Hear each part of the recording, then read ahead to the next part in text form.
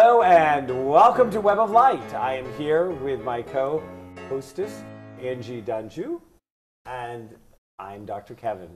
And we're here to go over the time of Leo with New Hampshire Astrologer, who's our Web of Light astrologer as well, because we think that she's bigger than the state of New Hampshire. Now, that's no comment on her weight or size.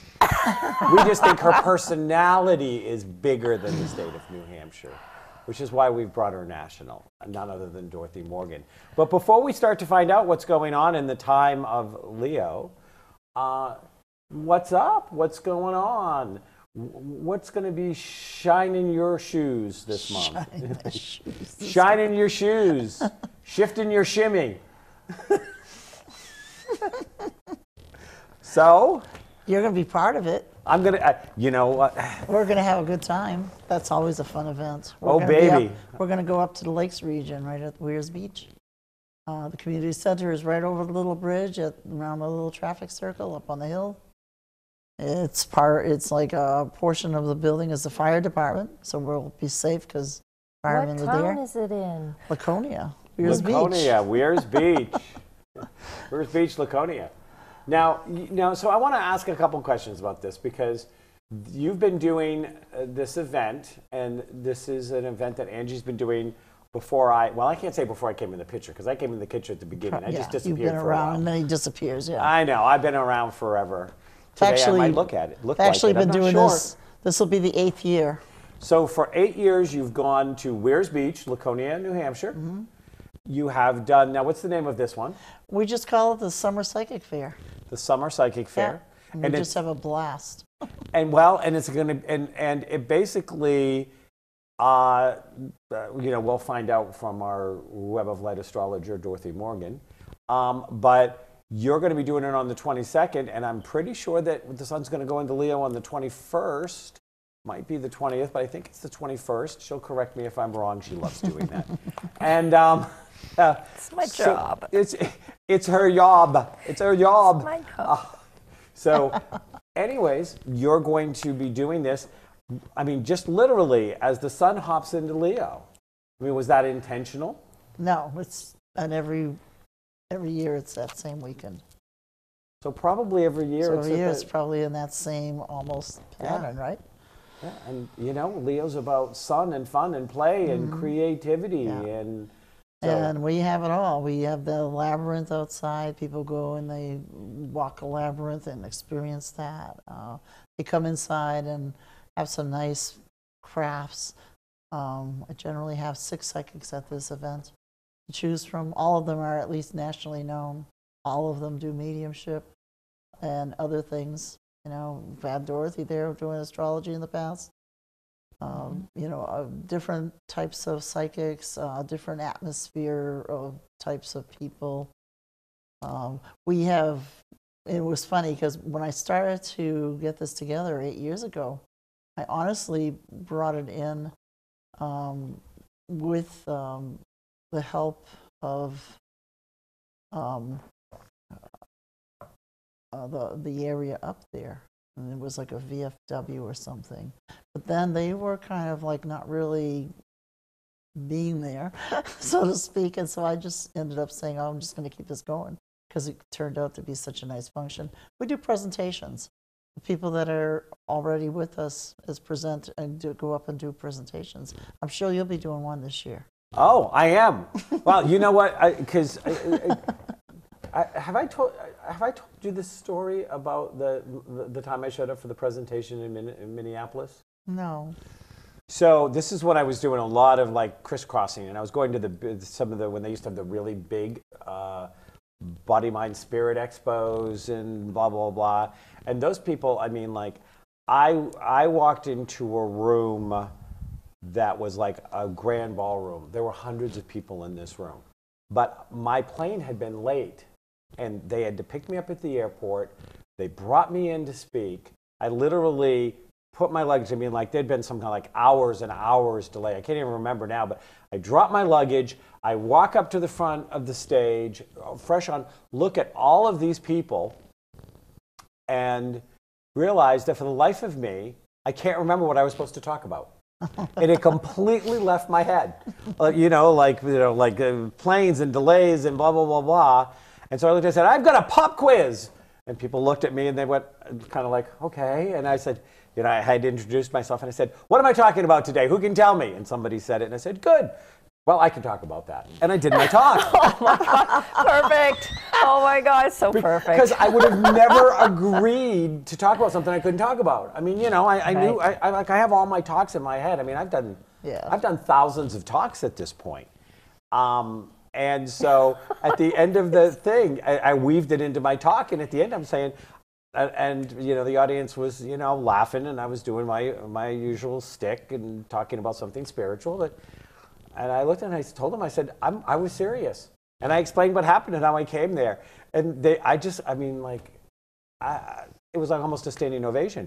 People were just like, really?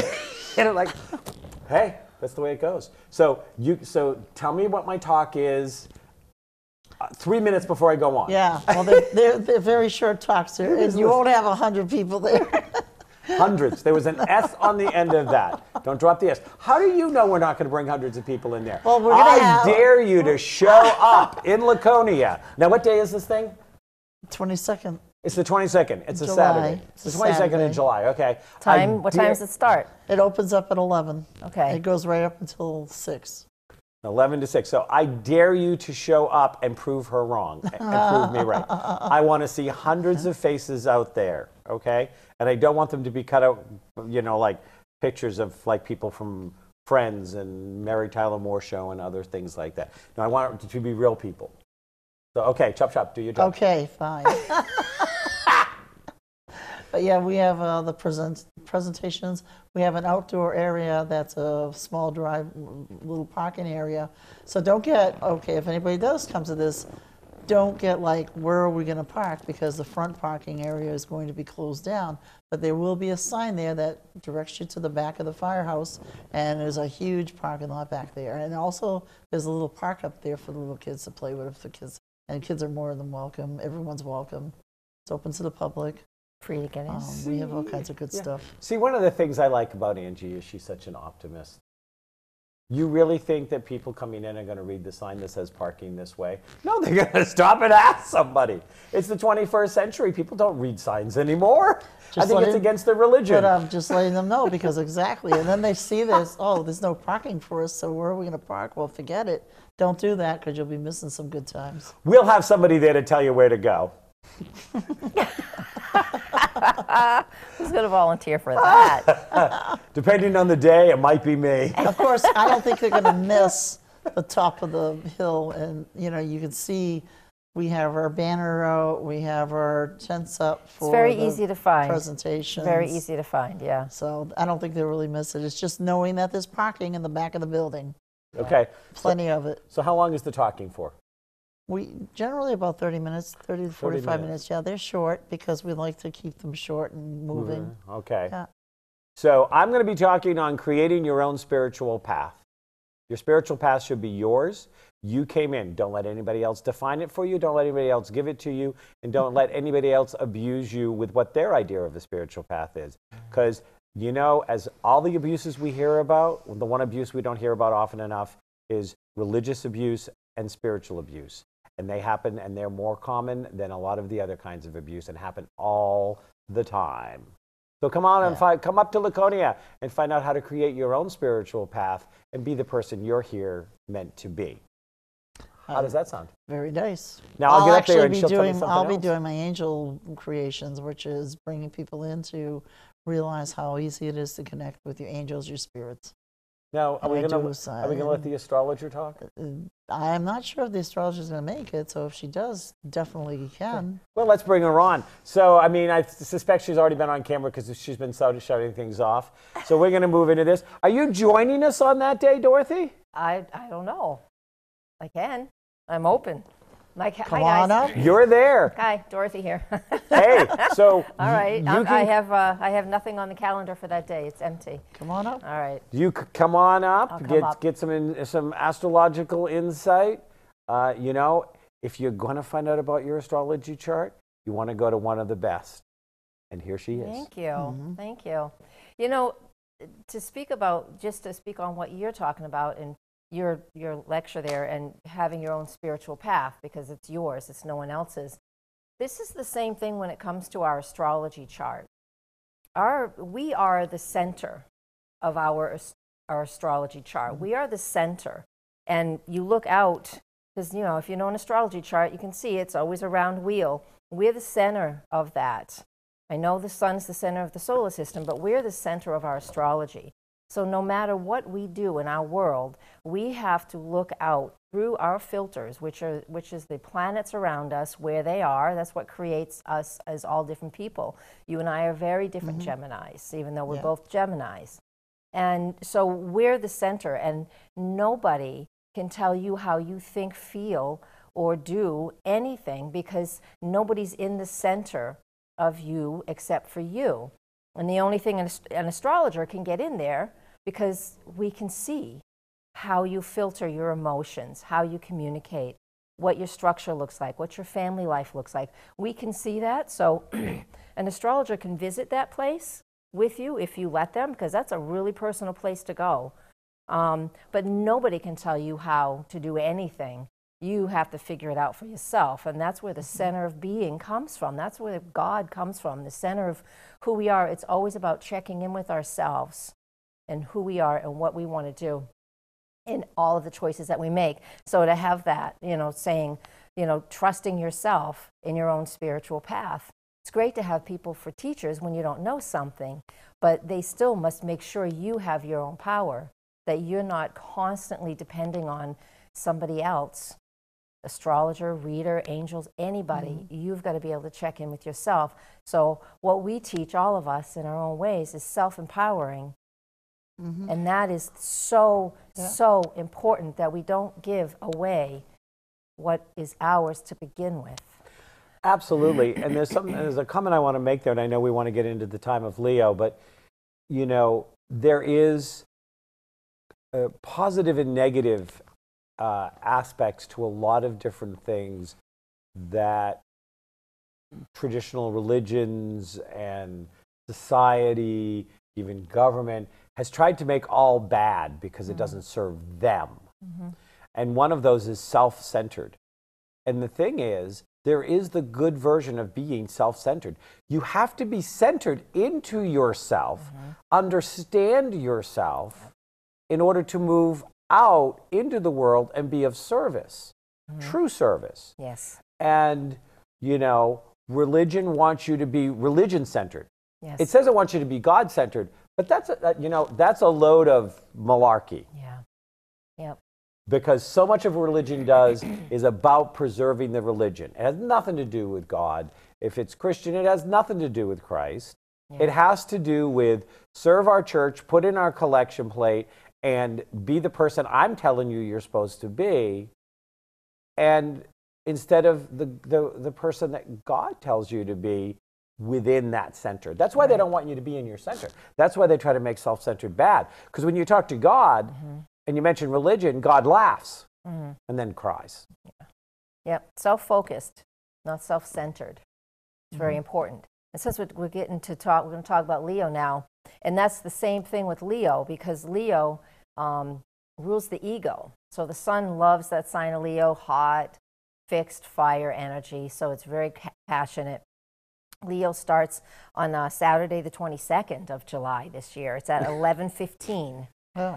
So if we have an opening ceremony just after opening, that is the best time to do it. Before that, it's not there yet. So this is when we figure out where we're creative, what we're passionate about, what really lights our fire. And I'm going to say that a lot because this is what Leo is about. It's finding that passion within, right? And again, Leo is the ego. And when we're in this time of Leo, it's important to step into that place. And similarly to what you were just saying, Kevin, it's not about being egotistical. It's about expressing the ego. It's okay to express the ego. A lot of people don't have that. A lot of people are shy on expressing their ego or expressing what they're passionate about. You have a good example because you're born with Leo rising, so, right? No. No, Scorpio. What is I'm a Leo? Scorpio rising. What is your Leo? I forget. I'll look later. Mercury. That's right. My Mercury is in Leo. I communicate like That's a Leo. right. That's right. There we go. Thank you. I know. I can't memorize everything. Give me a No, break. no, that's fine. So that's the main big message with Leo. And next I'm going to go through some of the things that we have, because the Leo time of year, this is what a lot of astrologers and a lot of the chatter over the number of months has been about, because we have eclipses they're in August, but they're in the Leo time period. And so some of the cool things. Here's one of the cool facts for July. I mean, for Leo, not for July, for Leo. So on the 22nd, the sun enters Leo. So now we're in that period of creativity and passion and igniting all of those things that we're fun about. On Sunday, the 23rd, is the first of 2 new moons in Leo. So this happens every year because we have a 13-month, we have 13 lunar cycles in a year. Yep. Not 13 months, 13 lunar cycles. So somewhere in the year, we're going to either have 2 new moons in the same zodiac sign or 2 full moons in the same zodiac sign. Now, the world knows this as a blue moon, and news makes a big deal out of blue moons, and that means we have a full moon in the same calendar month. Whoopee. That doesn't mean anything. It doesn't. What is important is when we have the new moon or the full moons in the same zodiac sign, and this is what we have. So Sunday, July 23rd, 0 degrees of Leo is the new moon, and then August 21st, 28 degrees of Leo is another new moon. That's an eclipse. We're going to get to that at the end of this. Okay. Because it is an eclipse, and it's important. We've talked about it vaguely throughout the year so far. So when we have this new moon at 0, this is, we have this opportunity at 0 degrees. It's like, so what do I want to be creative about? We might feel even that we can't even express our creativity, because some people, if you say, use your creativity, what are you passionate about? They say, I don't know. So this is what we can work on. Like at the fair, people will come in. We're all going to kind of feel this way. We're going to feel like, it's like, well, what new can I be passionate about? Or how can I reignite something that has sort of gone to the back burner? How can I bring that to the front and start doing things that are more exciting for me, that I'm more passionate about? So how can I do that? And these are the important things that we do. Now, the new moon is right at sunrise. With the new moon, Mars. Mars is at 1 degree of Leo. Mars in Leo is extremely, extremely strong. It's like pouring gas on a fire, right? You know, when you got that barbecue going or the campfire going, it's not going quite enough, and somebody just and Now, is it exalted in Leo? yes, it loves that. It loves it. It's a good time in Leo, man. It's going to be warm, because Mars isn't in Leo every year. It's every 2 years. So typically we'll have a warmer summer when Mars is in Leo during the summer, because that doesn't always time out exact. And so it's going to be warm. It's going to be warm. There's going to be a lot of heat. We have a lot going on. It's just, look at your life. Where do you need to add some fire to it? Where do you need to add some creativity to it? Now, if you're overdoing it, you might get burnt out during this, because now we have even more. We're adding more fire, and we only have so much fuel. So now slow that, down. so is that going to make the day of the fair tend to be a hotter day? Is that what you're saying? It should. It should. The moon's in a hot fire sign. The sun is in the hot fire sign. Mars is in a hot fire sign. It should be pretty warm that day. Yeah, it usually is that weekend. It usually is, yeah. I've been there too. You walk outside and you're like, oh my God. Hot child, summer in the city. And so it is, but so these days from July 22nd, and then I'm going to move into July 26th. So on July 26th, the sun catches up where Mars is. So all within like 4 days, we have the sun, the moon, Mars, all connecting in Leo, and they all make a square aspect to Uranus, and that creates a lot of spark, a lot of fire. I'm telling you, I don't know. It's so hard to predict. It's hard. You can't predict, because this is just energy that's in the air. Like, we know a thunderstorm's coming, and we're not sure where it's going to hit. Yeah. And so that's another thing we can expect, especially with all this fiery energy squaring the planet Uranus, because Uranus is all about sudden shifts, unexpected shifts, Unpredictable shifts. So how does this bode? This doesn't bode well for some people because people don't like change. Some people are like, bring it on. Whatever it is, I can handle it. Just bring it on. Come on. Come on, bring it on, bring it on. I know. So how centered are you? It's okay to be that you can be the calm in the storm. You know, so this first week of Leo, wicked energetic. So high in energy. And you know. So if I'm traveling that week by car, am I gonna have like distortions in travel plans? I'll talk about that in a little bit. Are you traveling that week? I would want to see. That's a more personal question than what I'm doing. But we would look at your chart and we would see where all these things are, where Leo is for you, and where it's going on, and all of that different stuff. And that is where you're going to be energized. Where the first 10 degrees of Leo is in your astrology chart is where this new moon is, right? For this one on July 22nd through the 26th, where Mars is, and Mars is what's kicking up the heat first.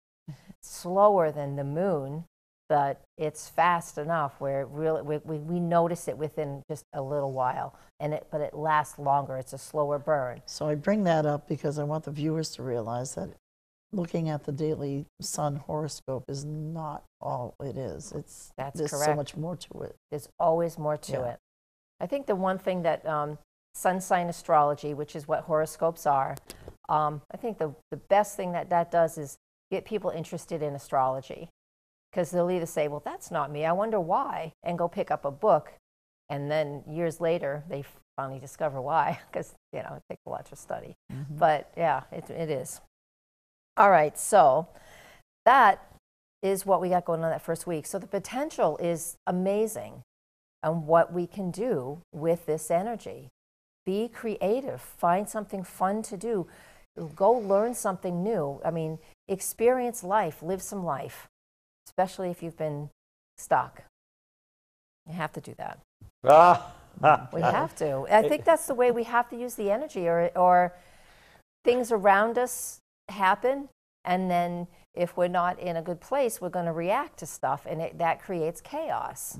It's so funny. I was at an arts and crafts store the other day looking for some different things, and I went by and they had a sale on canvases.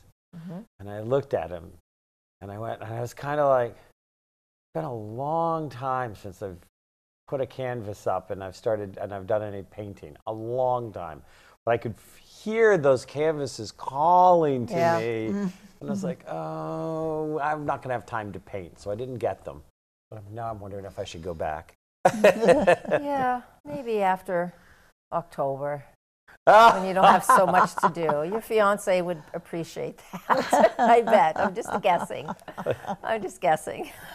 My fiance has a crush on Dorothy, just so the world knows. He does. I don't get it. What's not to love, I guess, right? That's Leo. There you go. That's my Leo sticking out. It doesn't come out too often. I only have one thing in Leo. The planet Uranus, which is just it's very generic because it takes so long to move through each zodiac sign. You got 10 years of people with that. All right, so moving on. The next aspect that we have, which can soften things, but it can soften things to the sense that we're overly emotional. Venus moves into Cancer. Now she's moving along at a pretty good clip now because she's sped up pretty fast. Mercury right now is moving pretty fast too. They take less time to move through some zodiac signs than others just because they were so close to the Earth and to the Sun that when they go retrograde, that they get so close it almost slows them down, and then when they start moving, it's like a slingshot. Pew, and it sends them fast the other direction. And so Venus is moving fast in the sign of Cancer. This can soften things. Venus is okay in Cancer. That means we want things that are soft. You want your soft kitty or dog, you want your fluffy pillow, you want your comfy blankie, whatever, the things that are soft, but it's also emotional. And with all this fiery stuff going on and people's egos, we know some of us don't control our egos well. People's egos fired up a little bit, then this can create a lot of steam. This can create a lot of emotion. It could be very difficult for some people for this. Well, there's a couple of different things here because, you're not going to remember, but my Venus is in Cancer. That's my birth Venus. Oh. So, but we're looking at the fact that don't confuse passion and emotions. Right. Because the fires are passion and sometimes get taken as being emotional when you're passionate. Yeah. And sometimes when you're emotional about something you're very committed to, it comes across as passion, but it's really emotion, and they're two different things. And so when passion and emotions come together, it's kind of like when the volcano erupts and goes down and hits the ocean. Yeah, the steam is incredible, and we know what the water happens, because you're right, that's a great example, hot lava, that's Leo, if you will. And if it does hit the ocean, it creates steam, but then it immediately crystallizes into rock. Forms new land. Forms new land. So it's pretty, and you can think of things very simply like that. So think of that passion, that energy, that Leo, of that fire, of that volcano erupting, and then the emotion of, and Venus values, that's Venus and values, what is important to me, what I love, even our relationships, but it's all about everything that we value. And when it is in the sign of Cancer, we're also going to be focusing into our family and what's important for us and our families. So again, wherever the Cancer happens to be in our astrology charts, with Venus moving through that sector, we will start to focus a little bit more on that caring and nurturing piece of home and family, or caring and nurturing for ourselves. For example, if Venus is in your first house, is moving through your first house, because that's where your Cancer is, you will want to focus on the nurturing of yourself and what makes you feel safe and secure. So now if it's going through my 8th house, where my Venus hangs out, and that's about death and rebirth, so am I going to be focused on hanging out at graveyards? No, because it's not just because and then run over to maternity wards. It's not just death and rebirth. It's also where you're passionate about your mediumship and passionate about transformation, but it's also the support we receive from others. That 8th house, people forget that, and that's a huge piece, and people forget it. It is about the support we receive from others, and usually it's a financial support because it's actually a financial house. So money that, say if we're getting a mortgage, so that's financial support in a way because we built good credit, now we can get a mortgage. Or for some people it'll be inheritance money, or some people it will be stocks and bonds. But it's wise investing. But with Cancer in there, you might be more passionate about investing, and it might not be wise investing for you. So watch where your money is. And so with that Cancer already naturally in that place for you, this is normal for you to be passionate, or, well, actually, to be emotional about those things when it comes to death, rebirth, transformation, helping people do that. That's your normal place for it. So when I say it's in that area and you're like, oh, okay, it's just you. It's like getting up in the mirror and you see yourself and it's like, yep, that's me. It doesn't feel different. Now, when did Venus go into Cancer? It will go into Cancer on July 31st. Now, why can't it be in Cancer in time for the Laconia show? Because then people would be waiting in line to hand me their money so I could talk to dead people. It's in Gemini, though. Venus is in Gemini then. So they're going to want me to talk to dead people and live people? Talking. That's true. Two things. I thought. No, but they'll come and see me because my Venus is in Gemini. Oh, her heart is two-faced. All right, moving on. We got 30 minutes. I want to go. Okay, go ahead. August 2nd or August 3rd, depending on where you live, Uranus finally turns retrograde, and it'll be retrograde for 5 months. And so Uranus in Aries, it's been there for a long time, a couple of years now. With it going retrograde, this is where we can step back, and the rebellious nature of the things that we've been doing over the last 7 months, because it goes retrograde every single year. So retrograde 5, direct 7. I did the math right, yes. So do the math. It gives us an opportunity to slow down on all the sudden shifts and changes that's going on. So in the beginning of, like I said, in the beginning of this Leo time period, when these other planets made a hard angle to where Uranus is stationary at that point. And it just means it's like we're needing to break free, a lot of protesting, a lot of rebellious behavior going on. And when the planet sits still, because it will sit still for a while, because Uranus is so far from here, it doesn't look like it's moving very well. And so when it does that, we feel a lot of intensity of what we're excited about or what we're passionate about or where we feel we need to stand up for a cause. This will create a lot of tension.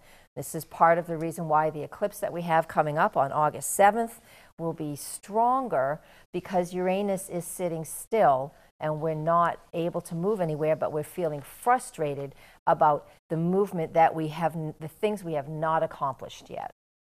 And we're going to also be dealing with that tinderbox energy of all the stuff in Leo. Yes. Yeah. Yes. This is a time you need to check in. You don't need to count to 10. You need to count to 20. Yeah. Don't light a fire. Don't drop a lit match in a dry forest. Yeah. You're going to have to be careful here, because things are already explosive in this country. Yeah. And, you know, I don't know that this country, since the time of the revolution, maybe just before the Civil War, but I really don't think so. I think that this is probably one of the higher times that we're seeing so much violence.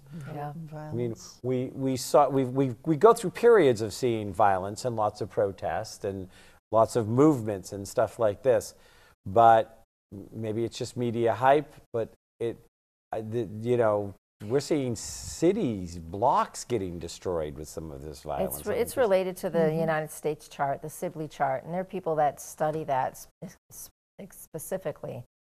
So I know it a little bit, but not a lot. But it's related. Everything comes in cycles.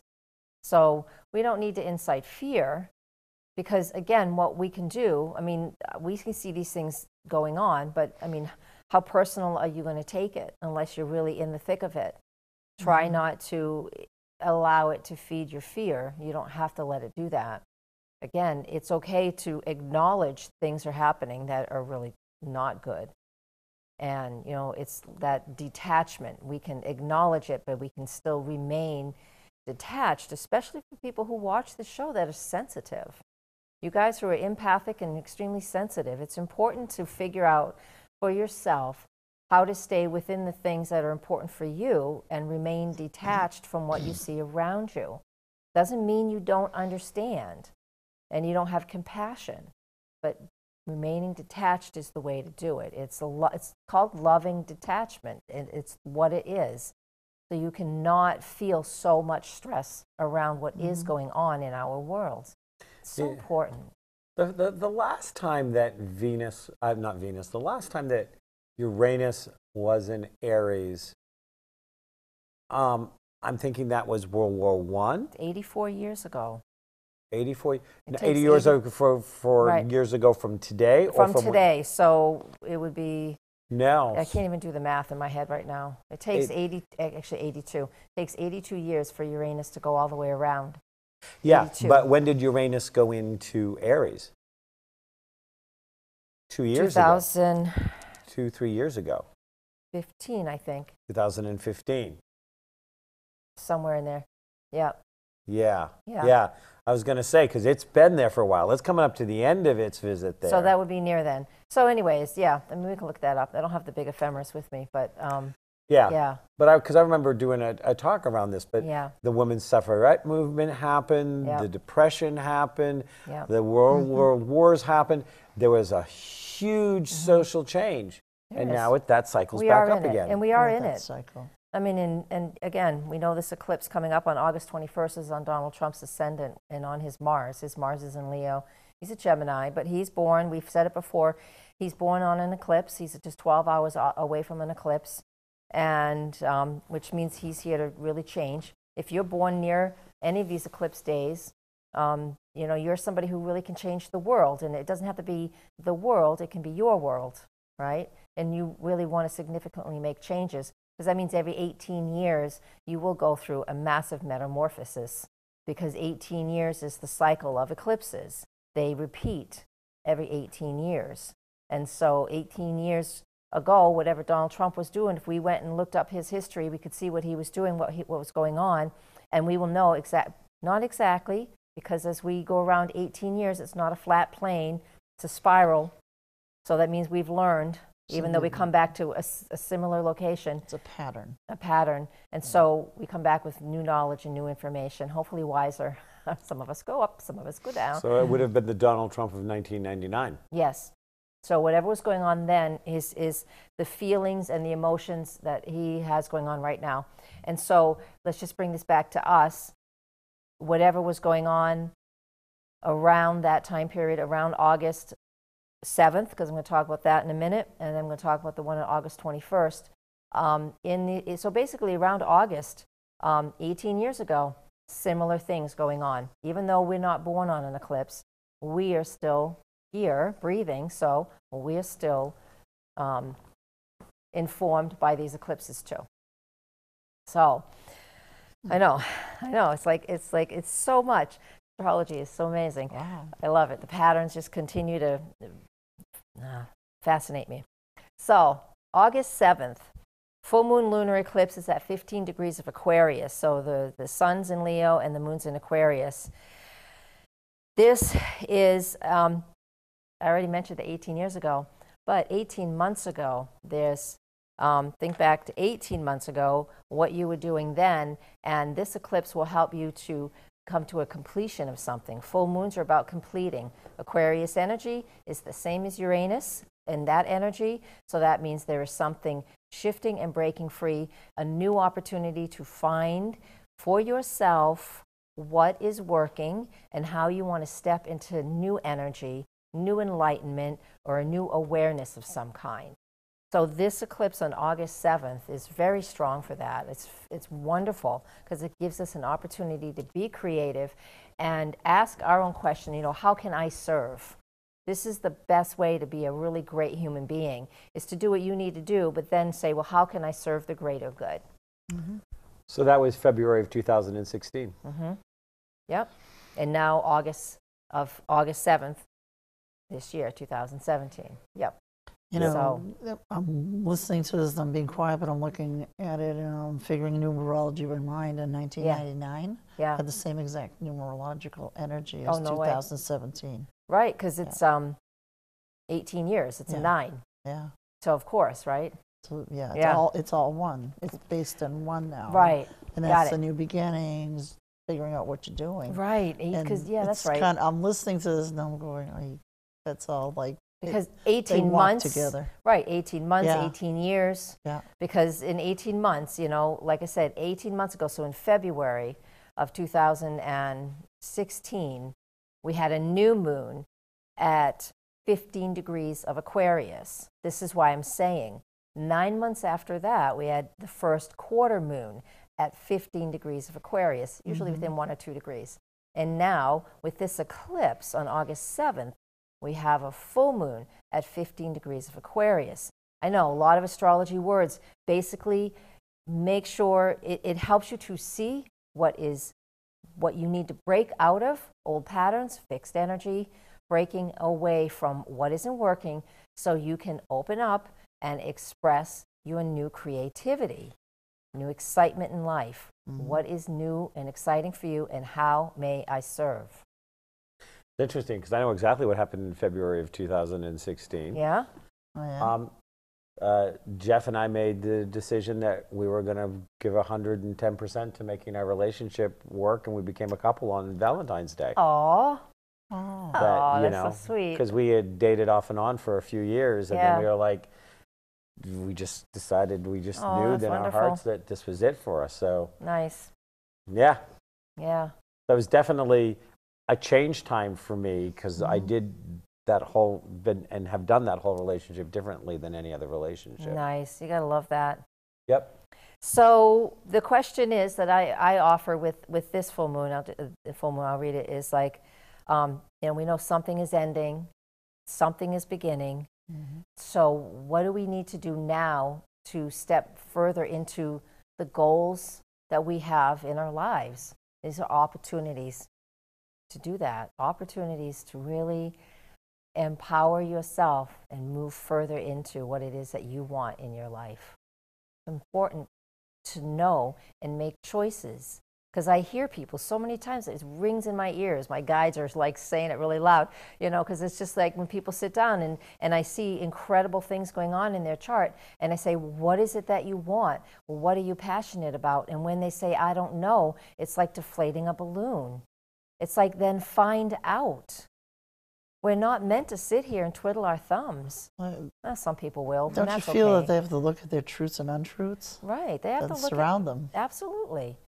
So in August, when we do the full moon drumming circle, now you said this is the new moon energy or This full is moon? full moon energy on August 7th. So at the full moon drumming circle, because we do the drumming circle every month, Friday closest to the full moon, Yeah. we will be doing a meditation on release, embrace, and transform. That's right. And the release piece, because it's Aquarius, is fixed air. Release a way that you have a thought that you have had about yourself, a belief. It's releasing a belief and a thought. So that is the important piece of that, because that's Aquarius. Yep. All right, let's move on. We do have a Mercury retrograde in August, but you can come read about that on my website, because all of these forecasts will be written out on my website. So you can come there and read that too. And I do a separate video for the new moon and the full moon on my website as well. So what's the so where is the Mercury retrograde? Okay, so the Mercury retrograde, I won't speed past it. Mercury would not be happy with me. That's my ruling planet. He's like, wait a minute. He's stomping his feet. It's in Virgo, and it starts at 11 degrees of Virgo. It's on August 12th, so a week before things start to slow down. So slow down, just slow down. It's in Virgo, the sign Gemini. It rules Gemini and Virgo, so Mercury's in his own sign and retrograde. So he's like, it's like he can get home and he can take everything off and just relax. He's like, oh, phew, I don't have to go anywhere for a few days, that kind of a thing. He can just slow down. He goes all the way back to 28 degrees of Leo, which is where we're going to have the next eclipse. He stalls on 28 Leo, and that will be on September 5th. So he's going to be retrograde during the next eclipse, which I'll tell you about in a minute, and he's going to stall. So I tell you, it's like it's just like it's like connect the dots. I tell you, it's just like go to here, go to here, go to here. The other one goes there and there and there, and they're all starting to come together, and this makes this big web, right? It makes this big web. It's amazing what it does, because so the eclipses are telling us to find our passion, find our creativity. And that full moon is to say, well, let go of a way of thinking, let go of what you thought about yourself or what you thought was your truth, and release that.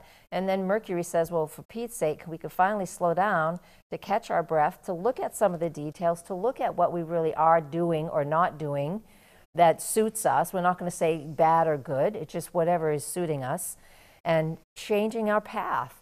And then Mercury stations there. We're just going to have, it's like, we have opportunity just to think and talk and communicate. I tell you, September 5th is a good day to have like a real big group session, and in a way it will force people to talk, because we kind of don't want to talk a whole lot when Mercury's stationary, but we got all this stuff going on bouncing around in our heads. Going to highlight the eclipse on August 21st as well. So amazing amount. So this coming together here is about letting go of what no longer makes you up, so that you can create and recreate who you are into the next level of you. Yes. And you can't take the old stuff with you. No. We need to break that. We need to just like really clean that shell off. It's like breaking, you know, you ever boil eggs, and sometimes the shell comes off super easy, and other times it comes off and tastes like 10,000. You just chuck the egg because it's just not worth picking the shell off anymore. Yep. Which one are you going to be? Yep. Think of it that way. All right. Let me see. Where am I moving next? You know, the thing with this too is in the week of August 14th to the 20th, while this, again, during this retrograde, so we get to slow down, Mars and Venus are making difficult aspects to Pluto, and this creates a power struggle. We already talked about Venus earlier in her soft and kind and gentle Cancer energy, and she's making a hard aspect to Pluto. So Pluto doesn't make us do anything, but Pluto wants us, it gives us that opportunity for uncomfortable change. Uncomfortable change is what happens with that. Mars is there too. It's at just a different angle, and Venus and Mars are down here, one's here, and then Pluto's up here, and it makes a yod, and it creates a lot of tension. And when it creates that much tension, it's the tension between the masculine and the feminine, the assertive and the receptive, so the giving and the receiving. And Pluto is asking for all of these things to change, all of these things to go through a deep, intense shift. So we might see that, we might feel that, we might not. Some of us will and some of us won't, because it might happen too fast with everything else going on. We've got too much to think about. Well, you know, so this is a period where if you don't do it regularly, you might want to be journaling. You might want to be writing things down, because somewhere in mid-September, you are probably going to, when Mercury goes direct, read what you wrote. Yeah. Because it will have a ton of ahas in it that you didn't even realize you were having, because so much was going on. That's a great way to do it.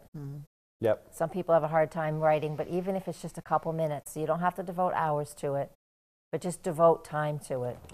Yeah. It's a good idea. Yep. Get those epiphanies out. Yeah. So all right. This eclipse then. August 21st. We get to see it. You've heard about it. It's all over the internet. NASA, go to nasa.gov. They've got a great illustration, you know, live illustration, moving, whatever you call it, where the moon, the shadow of the moon on the eclipse will just go straight across from Oregon all the way down into the Carolinas. It's going to be fantastic.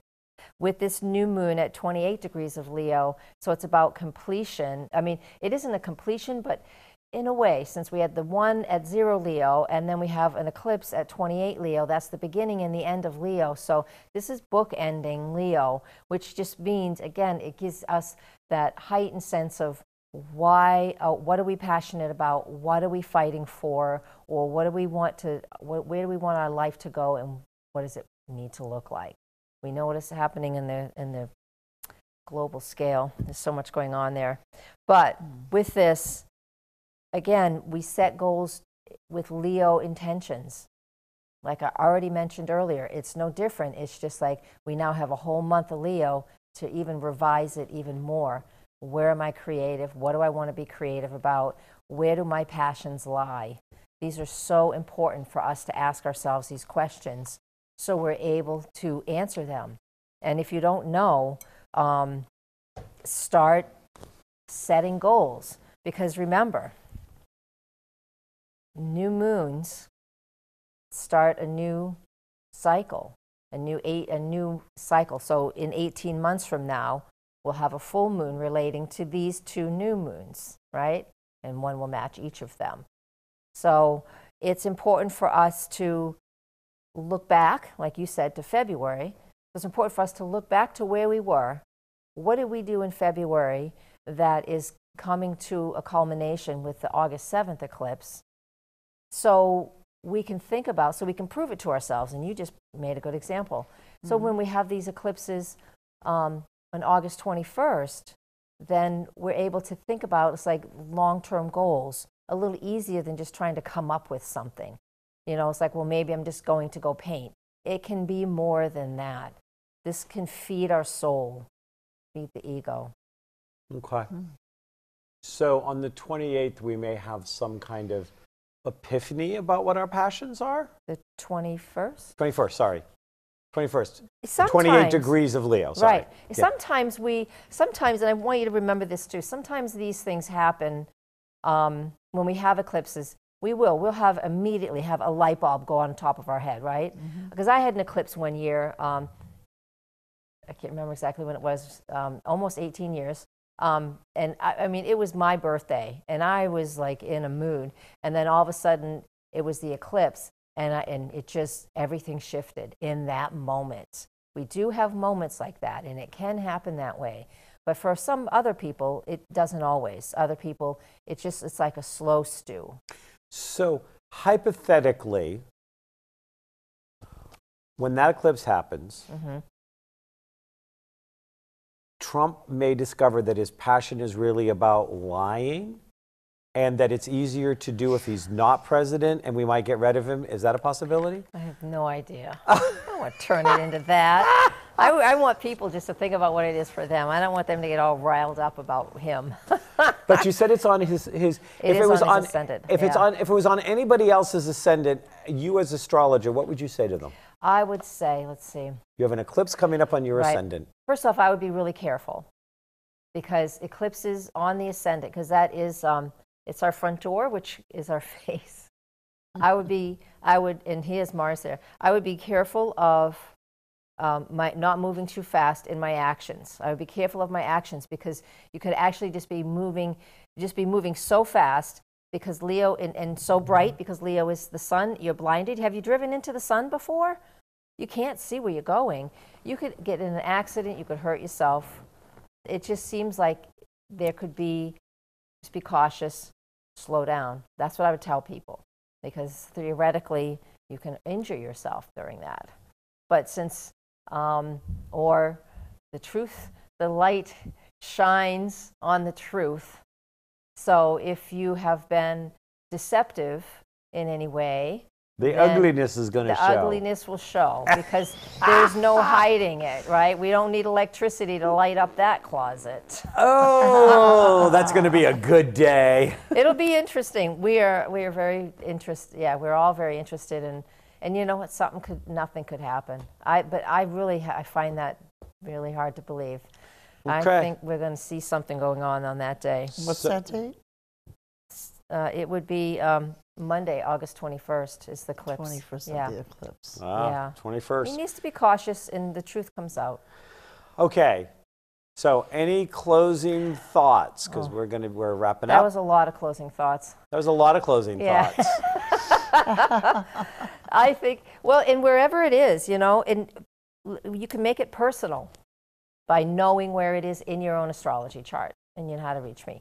But wherever this eclipse is, wherever any of the eclipses are, where they shine, where they are strong, where they are in your 360-degree wheel, is where most of the energy, where that energy will shine the most for you. You know? Ninth house. Ninth house. So it's about education. 10th house would be about your career. 11th house would be about the groups you belong to. 12th house would be about the things that are hidden to you, and they now come to the surface so you can examine them. Skills or talents or fears. First house, again, being careful of the person. Second house, about what I value. Third house, siblings, communicating. Fourth house, home. Fifth house, children, creativity, love affairs. That's where I have it from me. I'm up my hand up for that. Woo! How's that for a closing word? Sixth house, everyday activity. Seventh house, relationships. Eighth house, the financial support you receive from others. Transforming, changing. Okay, so on that note, we're going to be wrapping this down. And I want you to remember something. Early on in this show, she talked about this being a time of Leo, about putting your ego out there. And you know what? Ego has a bad rap. And early on in the show, we talked about that there are a lot of words or ideas or concepts that get a bad rap because they don't necessarily support the institutions that want to run our lives. Ego is one of them. Our ego is our unique face of God. It is who we are here to be. we have all these ego constructs that get in our way, but they're forced onto us everywhere from our upbringing, our religions, our communities, our families, our histories. They're the ones that make us roll around in the mud and tell the lies to ourselves and sometimes others. But those are ego constructs. The ego is not bad. It's who you came to be. It is your face of God. Take off the mask, take back your power, and shine in this sunshine time of Leo. Namaste.